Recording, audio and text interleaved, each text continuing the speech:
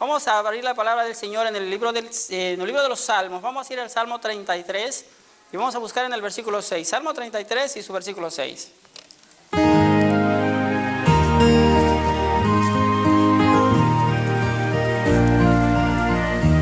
¿Ya lo tenemos? Amén.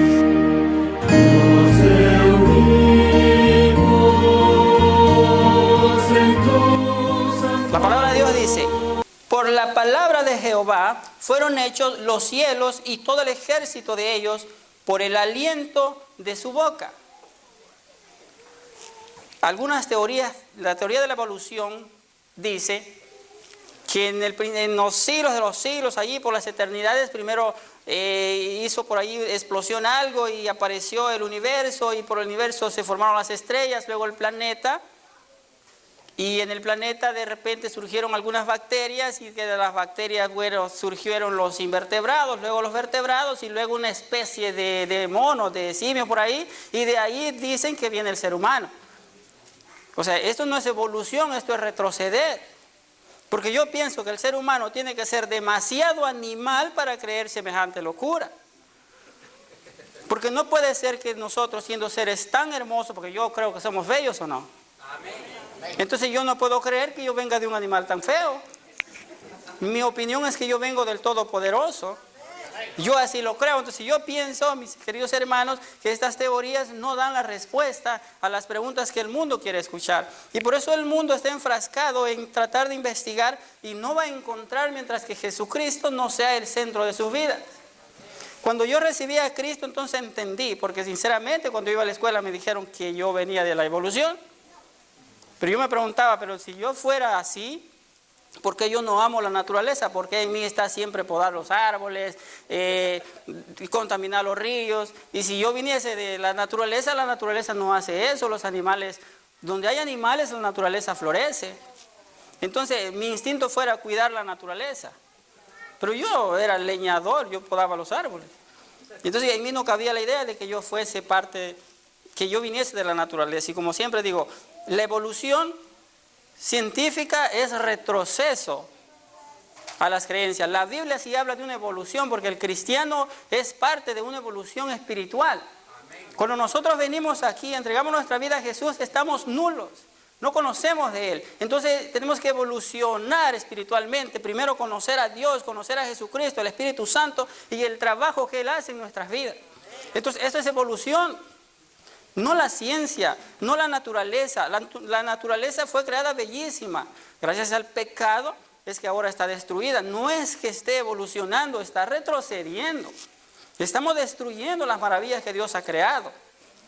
Vamos a leer unos versículos más para entender la creación de Dios. Quiero que vayamos siempre aquí en el libro de los Salmos, ahora en el 19, y vamos a leer en el capítulo 1. En el Salmo 19 y el capítulo 1. Amén. Salmo 19 y el capítulo 1 dice: los cielos cuentan la gloria de Dios, y el firmamento anuncia la obra de sus manos. Amén.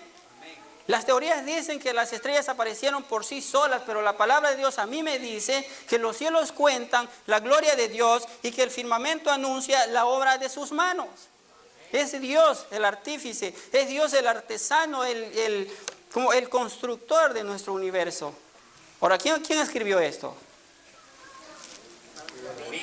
El salmista, en este tiempo, él era un hombre que conocía a profundidad la naturaleza, porque se había criado cuidando ovejas. Y ellos no llevaban las ovejas por las noches a su casa, sino que las cuidaban en el campo. Por eso es que David, cuando estaba viendo hacia arriba, veía el firmamento, veía la naturaleza en el día, y en el día veía el cielo, la grandeza del cielo, y él la compara con la gloria de Dios, porque ¿quién puede medir el universo? ¿Quién puede medir la extensión de los cielos? Nadie. Entonces David compara la grandeza de los cielos con la gloria de Dios, y el firmamento como la obra de sus manos, porque ¿quién puede colocar tantas estrellas por ahí? ¿Quién sería capaz incluso de contar? Eso no es obra de la naturaleza. Algo más interesante. La ciencia dice que las cosas aparecieron de una materia preexistente. Pero la palabra de Dios a nosotros nos dice que Dios no utilizó nada ya existente para crear la naturaleza, excepto al ser humano. El hombre es el único que Dios creó ya de materia preexistente. ¿No dice que tomó polvo de la tierra? Entonces, cabe destacar que las teorías de la evolución no son más que el retroceso de la ciencia. Si la ciencia quisiera entender el universo, el mundo y lo que en él hay, debería ir a la palabra del Señor, como lo hemos hecho nosotros ahora en día. Vamos a ir ahora a nuestra lectura bíblica en el libro de Génesis 2 y vamos a meditar en los primeros versículos. Me llama la atención cómo aquí Dios o el escritor, inspirado por el Espíritu Santo, relata el primer versículo. En Génesis 2 dice: fueron pues acabados los cielos y la tierra, todo lo que hay en ellos. Es el versículo 2, el versículo 1, perdón. El versículo 2 dice: el séptimo día concluyó Dios la obra que hizo y reposó el séptimo día de todo cuanto había hecho.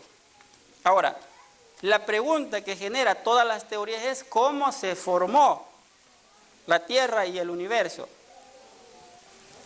Y el versículo 2 dice que fueron acabados los cielos y la tierra y todo lo que hay en ellos. El séptimo día concluyó ¿quién? Dios, la obra que hizo. Entonces todo lo que nosotros vemos es obra de Dios. Y yo quiero analizar cómo es que Dios creó todas estas cosas, porque la ciencia dice unas cosas que no tienen sentido y la palabra de Dios nos confirma algo muy diferente. Entonces yo quiero que analicemos los primeros 4 versículos del capítulo 1 de Génesis. Vamos a leer los primeros 4 capítulos para entender los primeros versículos del capítulo 2. El versículo 1 del capítulo 1 dice: en el principio creó Dios los cielos y la tierra. Ahora, ¿cómo fue que apareció la tierra en el universo? Esa pregunta no deberíamos hacernos, pero cuando apareció, y dice aquí que en el principio creó Dios los cielos y la tierra, yo quiero preguntar, ¿cómo se imagina usted que apareció la tierra por primera vez? Por la palabra de Dios. Ok, pero por la palabra, pero literal, ya en el espacio, ¿cómo apareció la tierra? ¿Desierta? ¿Oscura? ¿Qué más? Vacía. Así la imaginamos, ¿verdad? La palabra de Dios dice: en el principio creó Dios los cielos y la tierra. Versículo 1. La tierra estaba desordenada y vacía. Versículo 2. Las tinieblas estaban sobre la faz del abismo y el Espíritu de Dios se movía sobre la faz de las aguas. Ahora bien, la tierra no es plana, todos sabemos que no es plana. Y cuando Dios dijo que existió un globo, pero no lo podemos comparar con un globo, era una gota gigante de agua. Así apareció la tierra por primera vez. Una gota gigante de agua, claro, su centro sólido, pero su superficie era completamente agua. Por eso dice que el Espíritu de Dios se movía sobre la faz de las aguas. Y eso no nos tiene que a nosotros que admirar. Jesucristo dijo a sus discípulos que se adelantaran, ¿o no?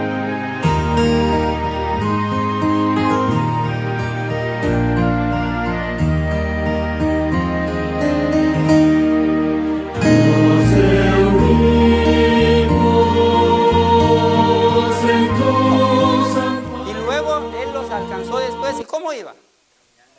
¿No se iba moviendo sobre la faz de las aguas? ¿El Espíritu del Señor se podía mover sobre la faz de la tierra si aún no se había separado, si aún no había aparecido lo sólido? Obviamente que el Espíritu de Dios se tenía que mover sobre la faz de las aguas porque la tierra era un globo de agua, era una gota gigante de agua. Entonces viene el proceso. Aquí dice que la tierra estaba desordenada y vacía. Yo les pregunto, si volteamos las bancas para aquel lado, estas para allá, el púlpito lo pasamos en medio, apagamos la luz, cerramos las puertas, ¿qué queda adentro? Un desorden. ¿Pero está solo? Ahora, ¿y si hacemos algo? Si sacamos todo lo que está aquí, las bancas, el púlpito, todo, absolutamente todo, y dejamos completamente vacío, apagamos las luces, cerramos la puerta, ¿qué queda aquí? Queda una desolación completa, ¿no? Usted abre la puerta y encuentra tinieblas. Está solo y está vacío. Aquí solo existe un pequeño error de traducción. La tierra no estaba desordenada. La tierra estaba desolada, estaba vacía, no había desorden porque no había nada todavía creado. ¿Entendemos? No estaba desordenada, estaba desolada. Yo cuando leía estos versículos en mi infancia, yo decía, pero ¿cómo puede ser si las cosas no existían todavía porque estaban en desorden? Entonces tiene razón la teoría de decir que estaban ahí, solo que no estaban organizadas. Porque eso es lo que la teoría dice, que ya estaban ahí, pero había que organizarse. Si yo acepto que la tierra estaba desordenada, entonces yo estoy aceptando la teoría de que ya existía algo preexistente, ¿no? No es así. La palabra dice que estaba, en su versión original del arameo, dice que estaba desolada. Apareció sola. Y empieza el proceso de la creación. Siguiente paso, Dios dijo, sea la luz. Y yo hago esta pregunta, si la luz apareció primero y el sol hasta el cuarto día, ¿qué luz alumbró la tierra? Gloria al Señor. Fue la luz de Dios, la gloria de nuestro Señor Jesucristo la que iluminó la tierra por primera vez. Los científicos dicen que el sol es quien genera la vida en el planeta Tierra. ¿Han oído eso? Ellos dicen que por la luz del sol es que se genera la vida, pero la tierra fue iluminada con la gloria de Dios y fueron creadas las plantas y fueron creados los árboles y después se creó el sol. Así no podemos nosotros adorar el sol o creer que el sol es el que genera la vida. La vida se generó primero antes que el sol. Las teorías enseñan que el sol es el que genera la vida y muchas religiones paganas adoran al sol como si fuese el generador de la vida. Pero la vida se creó primero que los astros y las estrellas. En el Génesis encontramos las palabras y dijo Dios y mandó Dios y puso Dios y creó Dios y todo lo hizo Dios. Nada nació al azar, nada dejó Dios allí para que se multiplicase por su propia voluntad, excepto el ser humano y los animales, ¿no? Pero después de haber sido creado, nada apareció por su propia voluntad. Todo fue por el poder de su palabra, por el aliento de su boca. Amén. Ahora, ¿qué papel jugaba nuestro Señor Jesucristo en todo esto? Porque el Génesis menciona Dios, Dios, Dios, Dios.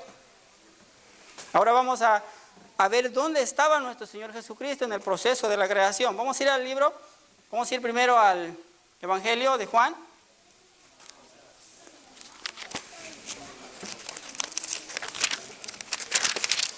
Vamos a buscar en Juan, en su capítulo 1 y del versículo 1 en adelante. Amén. Amén.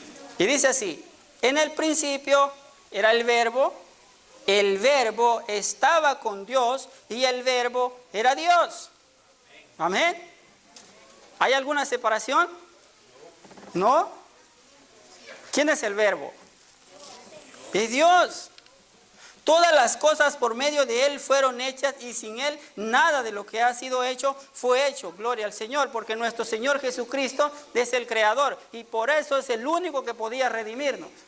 Jesucristo es el único que podía entendernos porque era el que había estado en el proceso de la creación. Y aquí viene lo interesante, la luz que alumbró la tierra. En Él estaba la vida y la vida era la luz de los hombres. Esta es la luz que alumbró primero la tierra antes que naciese el sol, la luna y las estrellas. Amén.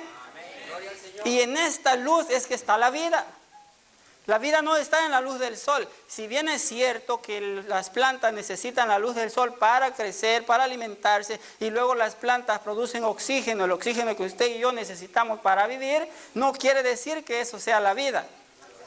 Algunas teorías mencionan, los científicos dicen que si las abejas, estas animalitas que polinizan las flores, las plantas, dejaran de existir, nosotros moriríamos al cuarto mes, ¿no? Entonces estos están diciendo que la vida viene de las abejas. Hay que tener mucho cuidado con las teorías. La palabra de Dios dice que en la luz de Jesucristo está la vida. Él es el único que puede darnos vida. Y ahora vamos al libro de Colosenses. Vamos a buscar en Colosenses en el capítulo 1 también.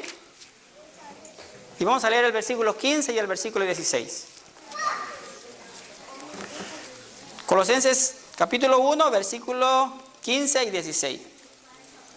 Cristo es la imagen del Dios invisible, el primogénito de toda creación.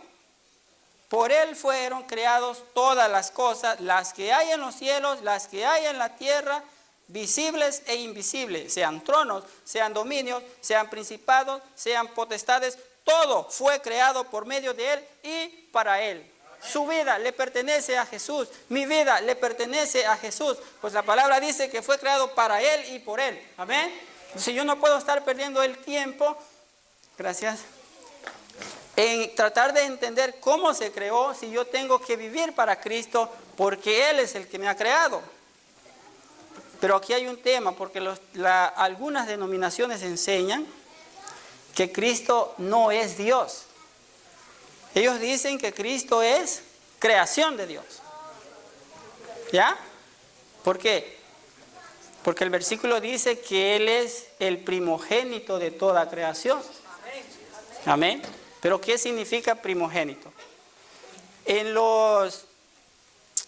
Siempre en las costumbres antiguas, ¿no? Cuando nacía el primer hijo era el primogénito. ¿Y si era hembra? ¿Qué pasaba? No era. ¿Y si era otra hembra después? ¿Y el tercero era el varón? Entonces, ¿qué significa primogénito?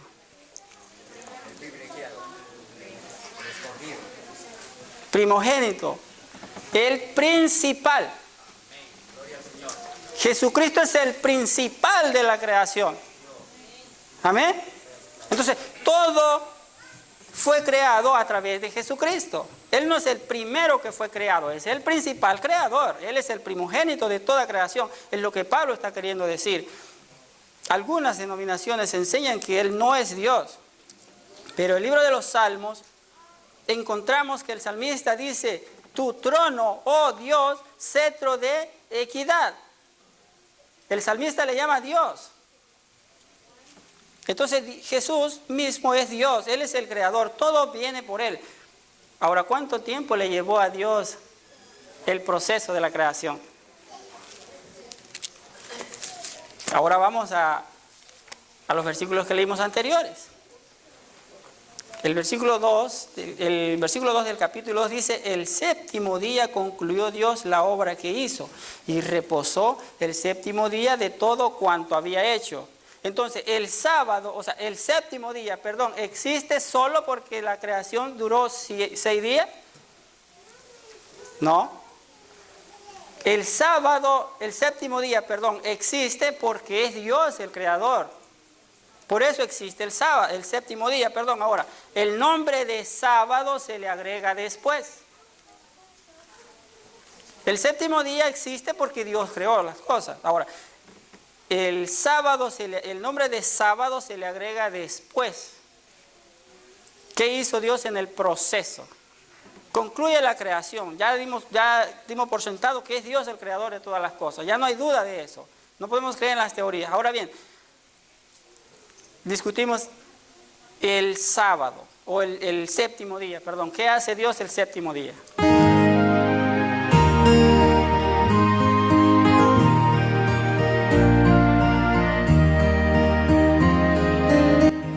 El sábado, nuestro Señor, nuestro Dios Todopoderoso y Creador, no se sentó a descansar, se puso a festejar. Hizo una fiesta por lo que había hecho e invitó a las estrellas del alba y a sus hijos. ¿Quiénes son las estrellas del alba? Los santos ángeles. ¿Quiénes son sus hijos? Los representantes de los diferentes mundos donde el pecado no ha entrado. ¿No es así? El sábado no es un día para que nosotros nos sentemos a dormir, para que nos quedemos durmiendo, porque no es para descansar de un cansancio literal. El sábado es para reposar en Jehová. Es un día para deleitarnos en su presencia. ¿No dice Isaías 58:13 que si nos deleitamos en Jehová encontraremos descanso? Dios no estaba cansado, el hombre no estaba cansado. Pero para entender un poco más de esto, vamos al mandamiento, Éxodo 28.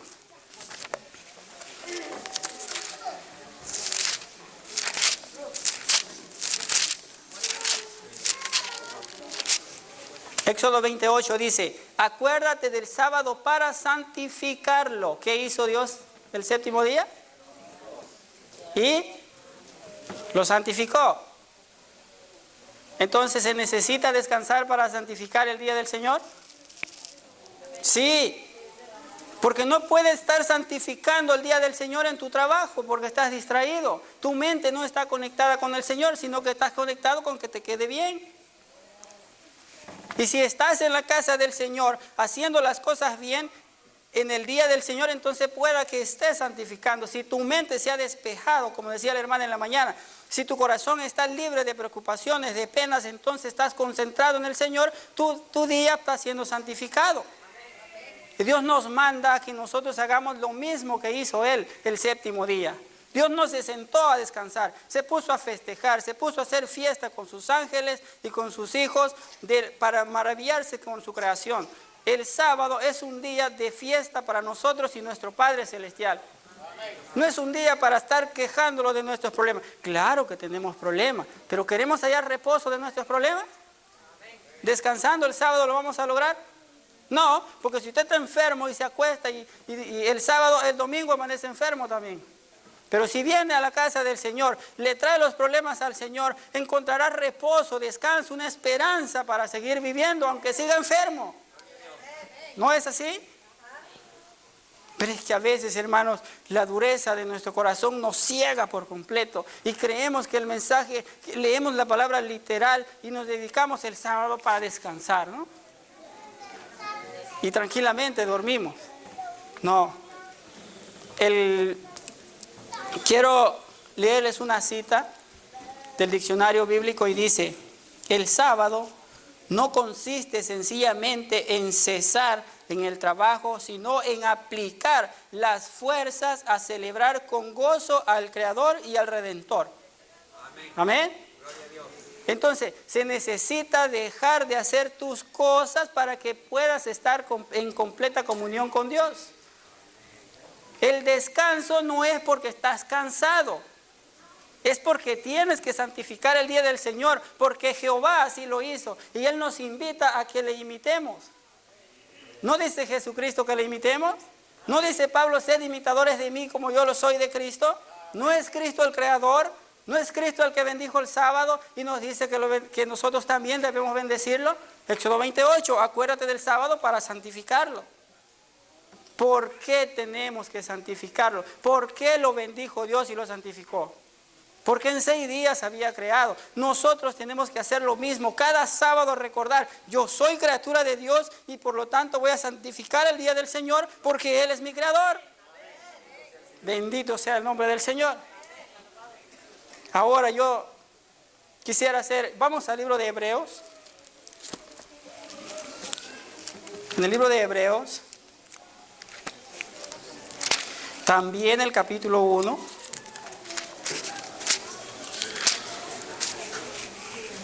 Pablo le dice en su carta a los hebreos, vamos a leer el versículo, es el capítulo 11. Amén. El capítulo 11, ¿ya lo tenemos? El versículo 3, ¿qué dice? La fe es estar seguro de lo que esperamos y cierto de lo que no vemos. Hebreos 11, el versículo 3 en mi Biblia dice: por la fe comprendemos que el universo fue hecho por la palabra de Dios, de modo que todo lo que no se ve fue hecho de modo que lo que se ve fue hecho de lo que no se veía. Amén. De la nada. No había materia preexistente antes de esto. Pero ¿qué dice aquí? Por fe. Si usted no tiene fe en Dios, es por gusto que trate de descansar, es por gusto que busque reposo, porque no lo va a encontrar, es solo por la fe. Pero ese es el problema, que la fe es la que nos falta. Los discípulos habían andado con Jesús tanto tiempo, habían visto sus milagros, y Jesús les dice, vamos al otro lado, y se van. Jesús, cansado de tanto caminar y predicar, se acuesta en la popa del barco y se duerme. Cuando Jesús se duerme, los vientos empiezan a soplar, la lluvia empieza a caer y el mar empieza a agitarse y las olas empiezan a tratar de inundar el barco. Algunos hermanos dicen, el diablo estaba tratando de ahogar a Jesús. ¿No había caminado Jesús sobre las aguas ya? Satanás no podía destruir a Jesucristo con la naturaleza. La naturaleza obedece a Jesús. Los discípulos hicieron todo lo que estuvo a su alcance para tratar de solventar aquella situación.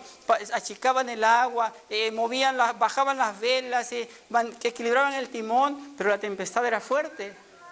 Y cuando todo parecía que estaba perdido, se acordaron, Jesús estaba ahí, y van y le dicen, mira, no tienes cuidado de nosotros, estamos ahogando, vamos a perecer. Y Jesús les dice, ¿pero qué pasa con su fe? ¿No habían visto al Maestro hacer milagros? ¿No habían visto al Maestro resucitar muertos? ¿Y creían que iban a morir?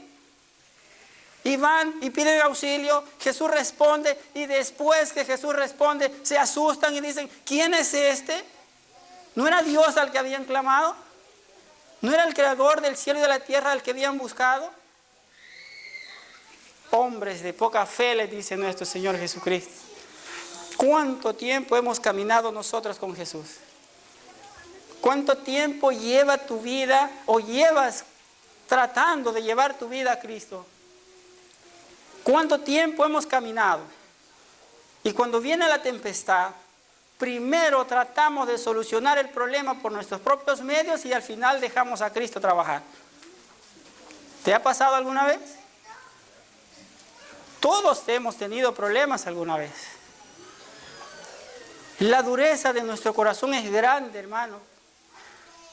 Dice el libro de Mateos en su capítulo 11, hay una historia que dice que Jesús amaba a una familia, amaba a todo el mundo, pero había una familia especial que Jesús amaba.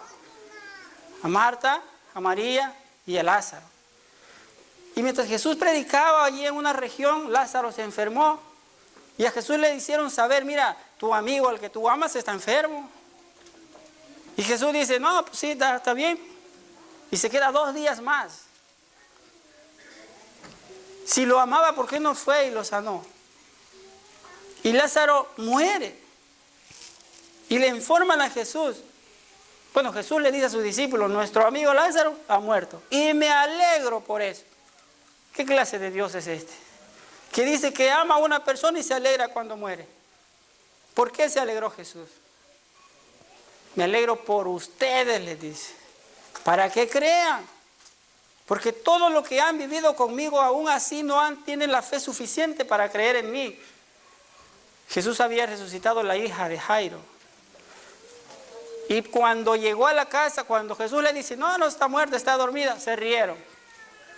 Jesús la resucita y dice, no, es que estaba dormida. Le faltaban 2 días para que el Espíritu desalojara el cuerpo. Mire si no somos duros de corazón. Pues se dice Jesús, le vamos a dar más tiempo a ¿no? 4 días. Y llega, y sus hermanas se alegran al verlo, pero lloran. Y Jesús ve toda la gente ahí que había llegado y lloró con ellos también. Jesús estaba llorando por la dureza de los corazones de aquellos judíos en cuanto él había hecho milagros, y en esa región querían apedrearlo. Querían quitarle la vida anticipadamente al Salvador. Y dice la Escritura que Jesús, conmovido, dijo, quiten la piedra. Y Marta le dice, Maestro, llegue ya. ¿Hay algo imposible para Dios? ¿Hay algo que Dios no pueda hacer en tu vida esta mañana? ¿Habrá un problema que apesta en tu corazón y piensas que ya no tiene solución? ¿Habrá algo que Dios no puede hacer? La piedra fue movida y dice que Jesús le dijo, Lázaro, ven fuera. Y el muerto de 4 días cobró aliento, se levantó y salió atado. A muchos de nosotros nuestro Señor Jesucristo nos ha resucitado, pero nos ata el mundo, nos atan los problemas, como si no es el mismo Dios que decimos que creó el cielo, la tierra, el mar, el universo y todo lo que nosotros vemos. Ese poder maravilloso es el mismo que Dios puede usar en nuestra vida hoy. Ese poder creador que Dios tiene también es restaurador. Si hay algo roto, Él lo puede restaurar. Si hay algo que está completamente destruido en tu vida, Dios lo puede hacer nuevo otra vez. Esto es algo muy personal y les pido que me disculpen porque a veces me impresiona mucho y me quebranta mi corazón porque no esperaba este cambio en mi vida. Déjenme decirles que pasaron situaciones en mi matrimonio, en mi familia, y llegó la frialdad a mi vida, al de mi esposa, y nos desanimamos, pero no dejamos de asistir a la iglesia. Seguimos constante trabajando. Un día domingo yo me acosté a dormir. Me acosté temprano porque yo dije voy a dormir 12 horas para descansar bien y sacar todo el trabajo que tengo para el día lunes. A la 1 de la mañana yo desperté con una fiebre tremenda y le dije a mi esposa, amor, tengo frío. Y ella me envolvió más y me dio unas pastillas. Y bueno, mi plan de hacer mucho trabajo el lunes no se dio porque yo amanecí muy mal. La fiebre era alta y me empezó una incomodidad en el oído izquierdo. Derecho, perdón. Esa era una incomodidad el día lunes. El martes en la noche ya se convirtió en un pequeño dolor. Amanecí con dolor el martes por la mañana y fui a trabajar. En la tarde le dije a mi esposa, me duele mucho el oído, y me dijo, ¿vamos al médico? Le dije, no, ella se quitará. Ella hizo sus cosas, ¿no? Consiguió leche materna, algunas gotas, y me lo puso, pero no hizo efecto. Yo fui a trabajar el miércoles, regresé y le dije, ahora sí, vamos al médico, el dolor es muy fuerte, ya me dolía la garganta y esta parte de... Yo pensé eran las amígdalas, por eso la fiebre, dije yo. Fui al médico y me dijo, tienes una infección en el oído, en la parte interna, en las trompas de Eustaquio, es un lugar muy complicado. Tienes una infección en los ganglios, no son las amígdalas, y en la garganta. ¿Ok? ¿Qué vamos a hacer? Le dije yo, mira, te vamos a dar unos antibióticos y algo para el dolor y vas a estar bien. Ok, el miércoles, por la mañana. Me puso las inyecciones, me dio los antibióticos y regresé a mi casa y el dolor empeoró. El jueves ya no fui a trabajar, pero tampoco dormí, porque el dolor ya era insoportable. El jueves ya en el día, yo ya no tenía tranquilidad. No comía porque el dolor era fuerte y prefería aguantar hambre que soportar el dolor de mi garganta. El viernes, para amanecer viernes tampoco dormí, llevaba 2 noches sin dormir y aproximadamente 2 días sin comer. Comía, pero en lo más mínimo, solo para poder tomarme las pastillas, porque el dolor era muy serio, muy fuerte. El sábado mi esposa temprano había preparado todo y le dije, no voy a la iglesia, voy a preguntarle a este médico por qué sus medicamentos no hicieron efecto. El dolor era terrible. Cada noche que pasaba yo deliraba. No te voy a contar, por respeto a mis hijos y a los niños, las cosas que yo imaginé hacer con mi vida para encontrar paz a mi dolor. Porque no era un leve dolor. Yo he tenido dolores, pero ese era un dolor intenso. Yo sentía que laceraba mi oído, que cortaba mi garganta y por dentro que aquello iba a explotar. Pero no se veía nada superficial, todo era interno. Llegué al hospital, yo ya hablaba bastante extraño, mi voz estaba cambiando un poco. El sábado por la mañana le dije, mire señor, yo estoy aquí porque vine el miércoles y sus medicamentos no hicieron efecto, yo quiero saber qué pasó. Y me dijo, vamos a ver. Y vino otro médico y me examinó y me dijo, tienes un cúmulo de bacterias tras de tu garganta, la inflamación ha crecido mucho en tus ganglios, la garganta, y tu oído está completamente cerrado. Entiendo, te duele mucho, pero no podemos hacer nada más que seguirte medicando, vamos a duplicar la dosis de antibióticos. Yo le dije, está bien. Regresé para mi casa. Esa era la 4ª noche casi que no dormía y también el 4º día que no comía. Por la mañana yo sentía el cansancio de no dormir y el hambre también que estaba haciendo efecto, ¿no? Pero el dolor era más fuerte que el ardor de estómago. Y yo me sentaba en el sillón, me paraba, iba a mi cama, me acostaba y caminaba y caminaba. Yo creo que he caminado más que cuando me vine de El Salvador para acá en esos días. En mi sala, vuelta y vuelta. Mi esposa se durmió, mis hijos se durmieron y el domingo por la mañana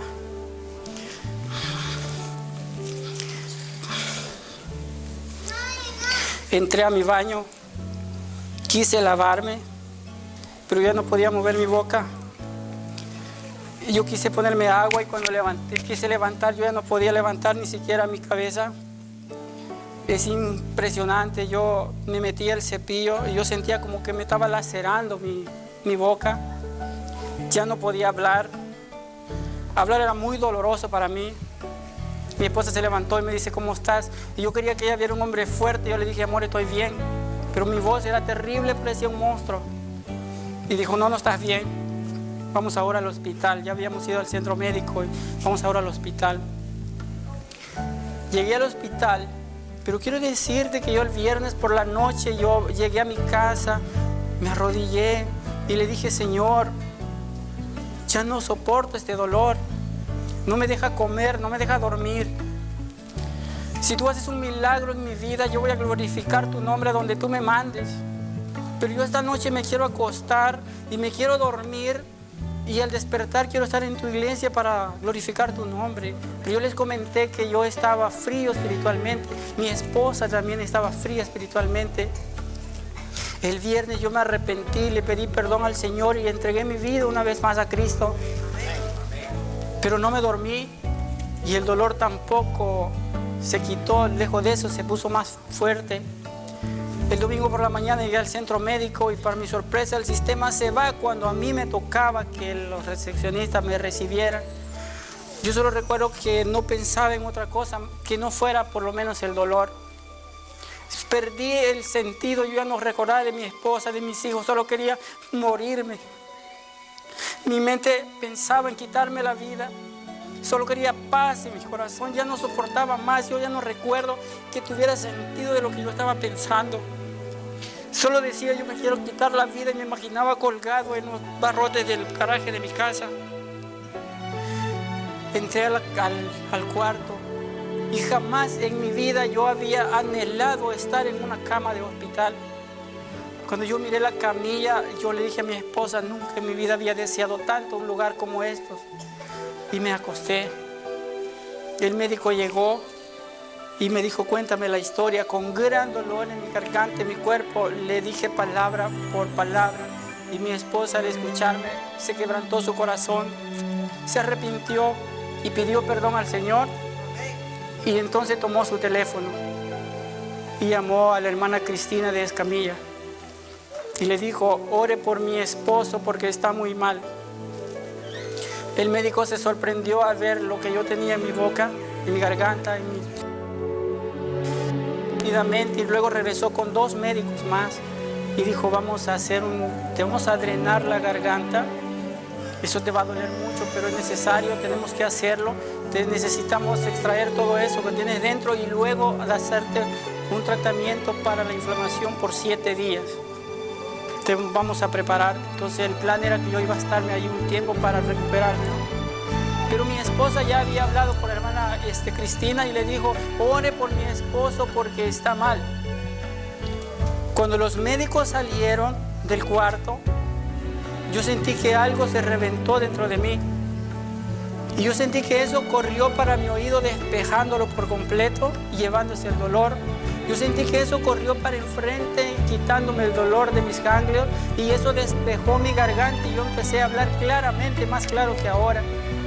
Y yo no lo podía creer, pero yo estaba sano completamente antes que los médicos pudieran poner manos sobre mí.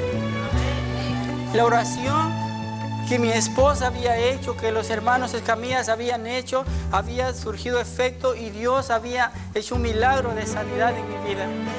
Si escucharlo no te impresiona, vivirlo sí te impresionaría. Porque solamente yo sabía el dolor que estaba sufriendo y no me habían intervenido médicamente para cuando ese dolor desapareció. Cuando el médico llegó, yo le dije, mira, algo se reventó, mi esposa me alcanzó el bote de basura y yo boté un poco de cosas, pudrición en mi garganta, pero estoy bien. Y él dijo, eso es normal. Incluso me puso un suero, me puso unas inyecciones, pero yo ya estaba sano completamente. Los médicos regresaron ya con un montón de instrumentos con los que iban a trabajar y me dijo, voy a introducir este aparato en su garganta para analizar el daño completamente. Yo le dije lo mismo que le había contado al enfermero y me dijo, está bien. Cuando abrí mi boca no me dolía, cuando introdujo su instrumento se sorprendió que yo estaba completamente curado. Y la médico dijo, ¿qué pasó aquí? ¿Te curaste solo? Y mi esposa le dijo, no se curó solo, fue un milagro de Dios porque sus hermanos están orando por él en esta hora. Ella no lo podía creer y lo intentó otra vez y otra vez, 3 veces. y mi enfermedad había desaparecido sola, pero era la mano de Dios que me había curado. El médico que me había inspeccionado primero no lo podía creer, toma su instrumento con una lámpara y me vuelve a examinar otra vez. Y yo les veía la cara de sorpresa porque hacía minutos me habían visto con aquella pudrición en mi garganta y luego no veían nada. Por eso yo pregunto en esta mañana, ¿crees que hay algo imposible para Dios? ¿Crees que tu problema es más grande que el poder de Dios? ¿Crees que tu enfermedad es más grande que el amor de Dios para con nosotros? Yo le dije al Señor el día viernes, si tú haces un milagro en mi vida, yo voy a glorificar tu nombre en Indy 2, en Éfeso y donde tú me mandes, y aquí estoy cumpliendo mi promesa al Señor.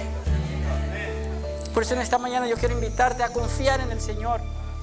El apóstol Pablo dice a los hebreos, es por fe que lo creemos, es por fe es que nosotros vivimos, es que es la fe que nos mantiene hasta el día en el que venga nuestro Señor Jesucristo. ¿Tienes tus problemas hoy? ¿Hay algo en tu vida que te esté atormentando? ¿Quieres traer tus problemas a los pies del Señor? ¿Quieres dejar que sea Dios el que cure esa enfermedad que te está atormentando? ¿Quieres que sea nuestro Señor Jesucristo quien disipe los problemas que te están agobiando? Si es así, yo te pido que te pongas de pie conmigo, por favor, y entonemos el himno final.